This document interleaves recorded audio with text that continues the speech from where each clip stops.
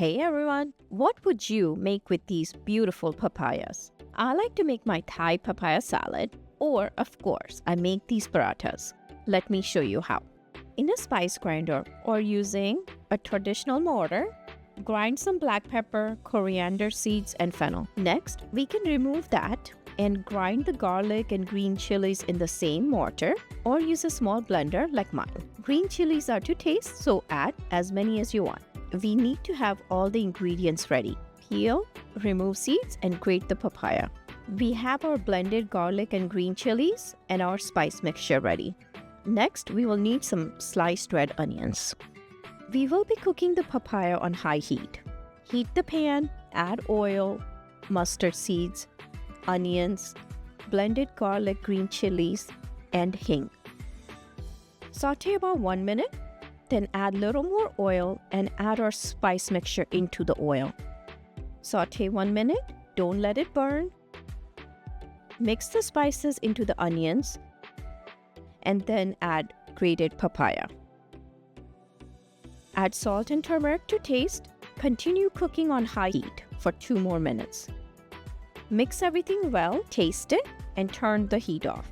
You can choose to add little lemon juice at this point as well. You can enjoy this as a side salad if you like, which I do sometimes, or in my favorite parathas. In order to make any of my stuffed parathas, I usually only use wheat flour. But if you're worried about the dough breaking while you're stuffing it, then add little maida to it. I added little salt and turmeric, mixed all the dry ingredients, then added oil, and then start making the dough using water. Yes, I usually start making the dough using a fork. Today, I'm showing my method in detail. This is because I have been asked to show the steps for people who are just starting to make parathas. I purposely added a little more water than I needed just to show how to fix the mistake. Knead it again. Add a little more flour if the dough sticks to your fingers. Knead it again and add a little more flour if you still need it. Once properly kneaded, then add little oil or ghee on the dough ball. Cover with a paper towel or a clean cloth towel and let it rest about 30 minutes. 1 cup of flour will make about 5 dough balls. Keep the dough covered. Roll the dough between your palms and press it.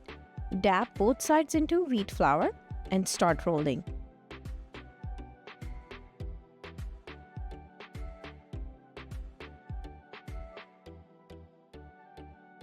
I keep the edges thinner when I'm rolling it for the stuffed parathas.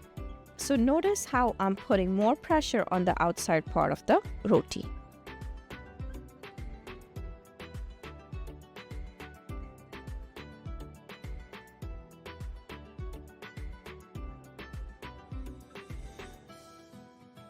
Once the roti is rolled out, put about 2 to 3 teaspoons of the papaya mixture evenly in the center. Then we'll start pinching from the top and go all the way around.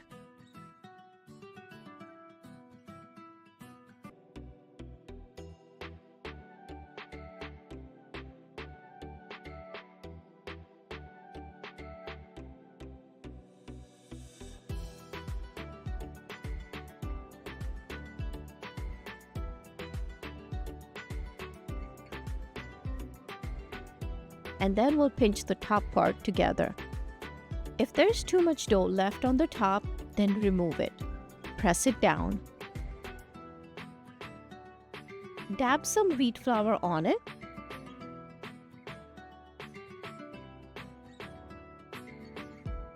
And gently roll it out.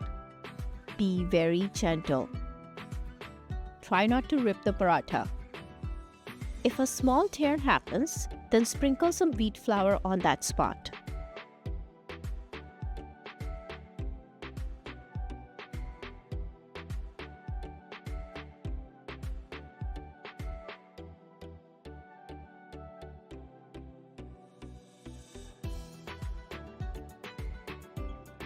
Now heat a non-stick pan, lay the paratha on it, but don't flip it until the color changes or a bubble forms on the top of the paratha. You can apply little oil or ghee and let the other side cook. Flip it one more time after 2 to 3 minutes and apply oil or ghee. Cook for another minute or two and it's ready to be enjoyed. These parathas are very flavorful, so you can just enjoy it with some yogurt. It also tastes delicious with some pickles and tea. So up to you how you want to enjoy it. Until next time, take care.